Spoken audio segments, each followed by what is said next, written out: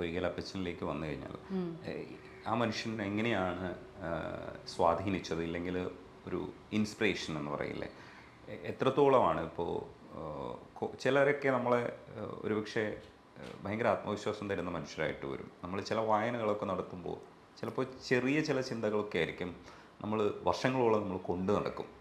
എപ്പോഴും ചിലപ്പോൾ ഓർത്തിട്ട് നമുക്കൊരു കരുത്ത് കിട്ടും. ചില വായനകൾക്ക് അങ്ങനെ ഒരു ഗുണമുണ്ട്.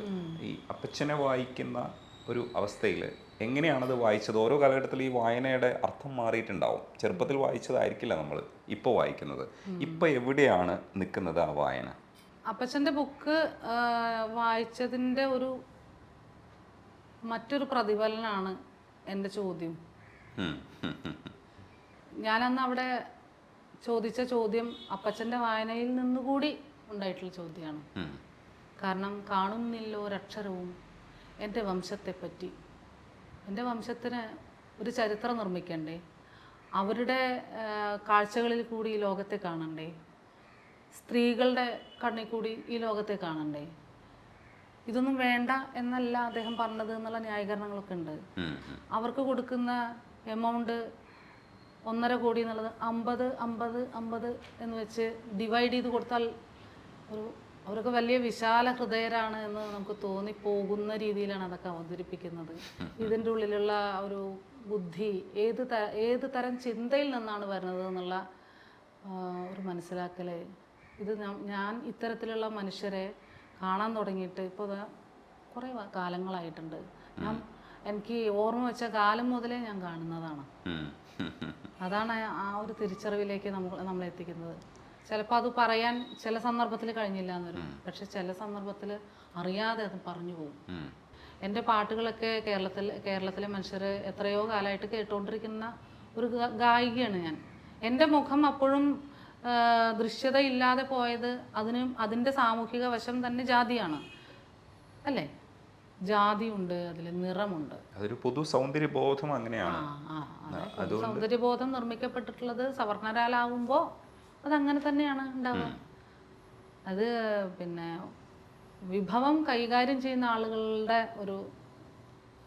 എന്താ പറയുക, അവർക്ക് വിസിബിലിറ്റി ഉണ്ടാവും. ഒരുപാട് ഡീകൺസ്ട്രക്ഷൻ നടക്കേണ്ട ഒരു ഏരിയ ആണിത്. നമ്മൾ നിരന്തരമായി ശ്രമിച്ചാൽ മാത്രമേ നടക്കുകയുള്ളൂ. അതെ, ഞാൻ അതിനൊരു ചർച്ചയ്ക്കുള്ളൊരു വഴി ഉണ്ടാക്കി. കുറച്ചെങ്കിലും അത് മനുഷ്യരെ കുറച്ച് പേരെങ്കിലും അത് മനസ്സിലാക്കിയിട്ടുണ്ടാവുമല്ലോ എന്തുകൊണ്ട് ഞാൻ പറഞ്ഞു എന്നുള്ളത്. അറ്റ്ലീസ്റ്റ് എൻ്റെ വർഗത്തിൽ, അതായത് ഞാൻ വളരെ വർഗബോധം ഉള്ള ഒരു ആളാണ്. പ്രതിനിധാനം ചെയ്യുന്ന ആ ഒരു വംശത്തിനെങ്കിലും അത് മനസ്സിലാക്കാൻ ഒരു ചെറിയ എന്താ പറയുക, അവരുടെ ഉള്ളിലേക്ക് അതൊരു ശകലമായിട്ട് ഇട്ടുകൊടുക്കാൻ കഴിഞ്ഞല്ലോ എന്നുള്ളൊരു സന്തോഷമാണ് എനിക്ക്. അപ്പച്ചന് വേണ്ടിയിട്ട് ഏതെങ്കിലും? അപ്പച്ചൻ്റെ ആദ്യ ഗാനം ഞാൻ കമ്പോസ് ചെയ്തത് കാണുന്നില്ല ഒരക്ഷരവും എൻ്റെ വംശത്തെപ്പറ്റി. ഞാൻ അദ്ദേഹത്തെ വായിച്ചപ്പോൾ ഉണ്ടായിട്ടുള്ളൊരു സങ്കടം, അദ്ദേഹത്തിൻ്റെ ചരിത്രം, അദ്ദേഹത്തിൻ്റെ ജീവിതം വായിച്ചപ്പോൾ ഞാനിങ്ങനെ കരഞ്ഞിട്ടുണ്ട്. കാരണം അതെല്ലാം നമ്മുടെ ജീവിതമായിട്ട് കുറേയൊക്കെ ബന്ധപ്പെട്ട് കിടക്കുന്നുണ്ടായിരുന്നു പലതും. അന്നത്തെ അത്ര ക്രൂരത ഉണ്ടാവില്ലായിരിക്കാം. ഞാൻ 74 മോഡലാണ്, എങ്കിൽ പോലും ഞാനും അനുഭവിച്ചിട്ടുണ്ട്. നിങ്ങൾക്കറിയാമോ, എൻ്റെ വിദ്യാഭ്യാസം പൂർത്തിയാക്കാൻ വേണ്ടിയിട്ട് ഒത്തിരി കഷ്ടപ്പെട്ടുള്ള ഒരാളാണ് ഞാൻ. കുട്ടികൾക്ക് പാലക്കാട് നിന്ന് യാത്ര ചെയ്ത് തൃശ്ശൂർ വന്ന്, തൃശ്ശൂരിൽ നിന്ന് ഗുരുവായൂർക്ക് കയറി, അവിടെ നിന്ന് ചന്ദ്രാപിന്നിയിൽ പോയി കുട്ടികൾക്ക് ക്ലാസ് എടുത്തിട്ട് ആ കിട്ടുന്ന പണം കൊണ്ട് എൻ്റെ അമ്മയ്ക്ക് പൈസ കൊടുക്കുകയും എനിക്ക് യാത്രയ്ക്ക് പാലക്കാടേക്ക് തിരിച്ചു പോകാനുള്ള യാത്രാ ചിലവ് അതിനുള്ള പൈസ എടുത്തിട്ട് ഇങ്ങനെയൊക്കെയാണ് ഞാൻ എൻ്റെ പഠനവും വീട്ടിലെ കാര്യം കൂടെ ഞാൻ നോക്കിയിട്ടുണ്ട്. അങ്ങനെയൊക്കെ കഷ്ടപ്പെട്ടിട്ടാണ് ഞാനൊക്കെ എൻ്റെ ജീവിതം മുന്നോട്ട് കൊണ്ടുപോയിട്ടുള്ളത്. അപ്പോഴും ഞാൻ തളർന്നൊന്നും പോയിട്ടില്ല. ഇച്ഛാശക്തി എന്ന് പറഞ്ഞ ഒരു സംഗതി എൻ്റെ ഉള്ളിലുള്ളതുകൊണ്ടാണ്. നമ്മുടെ കഥ പറയണത് എന്തുകൊണ്ടാണെന്ന് വെച്ചാൽ പല ആളുകളും വീണു പോവും, തളർന്നു പോവും, നിരാശ വരും. അവർക്കൊക്കെ ഒരു ആത്മവിശ്വാസം കൂടെ ഉണ്ടാവണമെന്ന് വിചാരിച്ചിട്ടാണ് ഞാൻ അതൊക്കെ തുറന്നു പറയണത്. ഞാൻ ഒരിക്കൽ ഒരു കുട്ടിക്ക് ക്ലാസ് എടുക്കാൻ അവരുടെ ഹോം ട്യൂഷന് വേണ്ടിയിട്ട് പോയതാ. എനിക്ക് ഒന്ന് വാഷ്റൂമിൽ പോകണമെന്ന് പറഞ്ഞു. അപ്പോൾ ആ കുട്ടി ഇതാണ് വാഷ്റൂം എന്ന് പറഞ്ഞ് കാണിച്ചു തന്നു. ഞാൻ വാഷ്റൂമിൽ പോയി തിരിച്ചു വന്നു. അന്നത്തെ ക്ലാസ് കഴിഞ്ഞു. അടുത്ത ദിവസം പോയപ്പോൾ അവരുടെ വാഷ്റൂമിൻ്റെ മുകളിൽ എഴുതി വെച്ചിരിക്കുക, ഇവിടെ മൂത്രമൊഴിക്കാൻ പാടില്ല. ഒന്ന് ആലോചിച്ച് നോക്കൂ. അപ്പോൾ ജാതി ഉണ്ടോ? ഞാനത് അനുഭവിച്ചിട്ടുള്ളതാണ്. ഞാൻ നേരത്തെ പറഞ്ഞില്ലേ, പിന്നെ ഭക്ഷണം കഴിക്കുമ്പോൾ ഞാൻ കൊച്ചുകുട്ടിയാണ് അന്ന് പാട്ട് പഠിക്കുന്നത്. ആ പാവം എൻ്റെ ടീച്ചർ അതിലൊന്നും ഉത്തരവാദിയല്ല കേട്ടോ. ടീച്ചർക്ക് ആ സിസ്റ്റത്തെ ബ്രേക്ക് ചെയ്യാൻ കഴിയുന്നില്ല. ഉത്തരവാദിയാണോ എന്ന് ചോദിച്ചാൽ അങ്ങനെയല്ല. എന്നെ ഒരു 5 പൈസ വാങ്ങിക്കാതെ എന്നെ പാട്ട് പഠിപ്പിച്ച അധ്യാപിക, അവരോട് എനിക്കിന്നും തീർത്താൽ തീരാത്ത കടപ്പാട് ആ സോളിനോട് മാത്രമുള്ളൂ. അവരൊക്കെ മരിച്ചുപോയി. ടീച്ചറോട് മാത്രമാണ് എനിക്ക് ആ ഒരു കടപ്പാട്. ടീച്ചർ എന്നെ പണമൊന്നും വാങ്ങിക്കാതെയാണ് എന്നെ പഠിപ്പിച്ചിട്ടുള്ളത്. അതും കൃത്യമായിട്ട് അതിൻ്റെ ബേസിക്സ് എല്ലാം സാധകം ചെയ്യിപ്പിച്ച് അങ്ങനെയൊക്കെയാണ് എന്നെ പഠിപ്പിച്ചിട്ടുള്ളത്. അപ്പോൾ ടീച്ചറുടെ വീട്ടിൽ എന്ന് പറഞ്ഞാൽ കൂട്ടുകുടുംബമാണ്. അവർ ടീച്ചറെ പോലത്തെ മനസ്ഥിതിയുള്ള ആളുകളല്ല.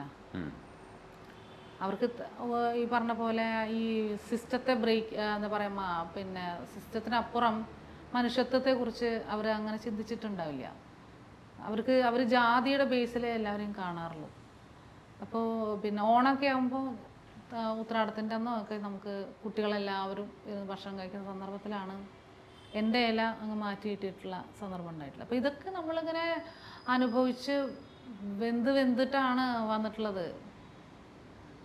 അപ്പോൾ പിന്നെ അപ്പച്ചനെ വായിക്കുമ്പോൾ ഞാൻ ഇങ്ങനെ കരയാതിരിക്കും. അതിൻ്റെ ഒരു തുടർച്ചയല്ലേ ഞാനും അനുഭവിച്ചിട്ടുള്ള. അദ്ദേഹം അനുഭവിച്ചതിൻ്റെ ഒരു വേറെ തുടർച്ചയല്ലേ. അപ്പോൾ എത്രയായി ഇതിങ്ങനെ തുടങ്ങിയിട്ട്? ഇതൊക്കെ അവസാനിക്കണ്ടേ? ഈ ഒരു ജീവിതാവസ്ഥയെക്കുറിച്ച് യാതൊരു തരത്തിലും അറിയാത്ത, അല്ലെങ്കിൽ അത്തരത്തിലുള്ള എല്ലാ തരത്തിലുള്ള സൗകര്യങ്ങളും അനുഭവിച്ച് വളർന്നിട്ടുള്ള ഒരു മനുഷ്യർക്ക് ഇതൊന്നും മനസ്സിലാവില്ല. ആ ജീവിതാവസ്ഥ അതുപോലെ ജീവിച്ച ആളുകൾക്കേ മനസ്സിലാവുള്ളൂ. അതുകൊണ്ടാണ് അവർക്ക് മനസ്സിലാവും, ഇവർക്ക് മനസ്സിലാവില്ല. ഇവരെങ്ങനെ നമ്മളിനി പഠിപ്പിക്കാൻ പറ്റുമോ? അത് അവർക്ക് ഇനി ആവണമെങ്കിൽ വല്ല തോട്ടിപ്പണിയൊക്കെ ചെയ്തിട്ട് പഠിക്കട്ടെ. അതെങ്ങനെ സുഖം ഉണ്ടോയെന്ന് അറിയട്ടെ. അവരത് ചെയ്യില്ലല്ലോ. നമുക്ക് കുറച്ച് പേർക്ക് ചിലപ്പോൾ അത് അങ്ങനെയുള്ള ഒരു സ്പേസ് കിട്ടിയെന്ന് വരും. പക്ഷെ ഭൂരിഭാഗം ആളുകൾ അങ്ങനെയല്ല ശരിക്കും. അതുകൊണ്ടാണ് ഞാൻ അവർക്ക് വേണ്ടി സംസാരിച്ചത്. കാണുന്നില്ല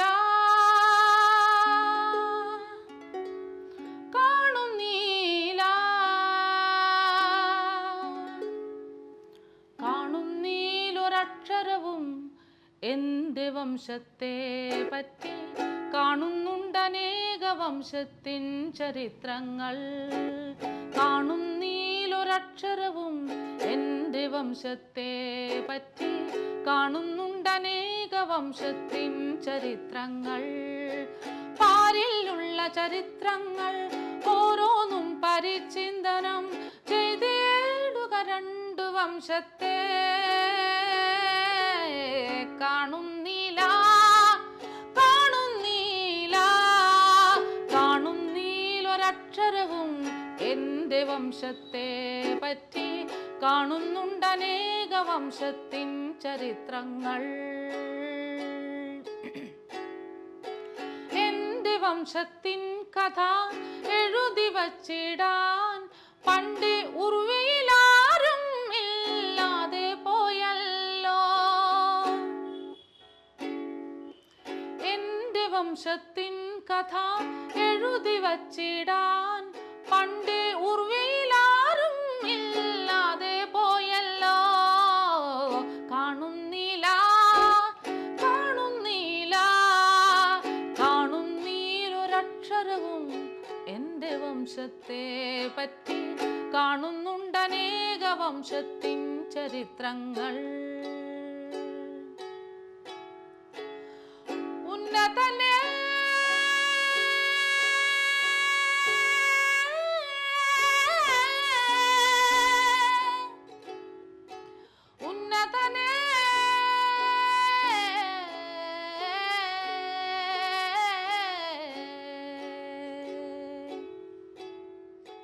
ഉന്നതനെ നീയോ വലിയോൻ, ഈ ധരയിൽ ഞാൻ ചെറിയോൻ.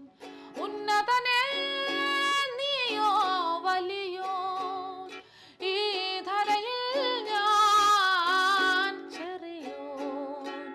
നിന്നാൽ നിനക്കെന്തുമാകാം, എന്നാൽ എനിക്കൊന്നുമാകാം. നിന്നാൽ നിനക്കെന്തുമാകാം, എന്നാൽ എനിക്കൊന്നുമാകാം. ഭിന്നവനെ നീയോ ശക്തൻ, ഈ ശക്തൻ, വിണ്ണവനേ നീയോ ശക്തൻ, ഈ മണ്ണുപൊടി ഞാൻ അശക്തൻ. കാണുന്നില്ല കാണുന്നീലൊരക്ഷരവും എൻ്റെ വംശത്തെ പറ്റി, കാണുന്നുണ്ടനേക വംശത്തിൻ ചരിത്രങ്ങൾ.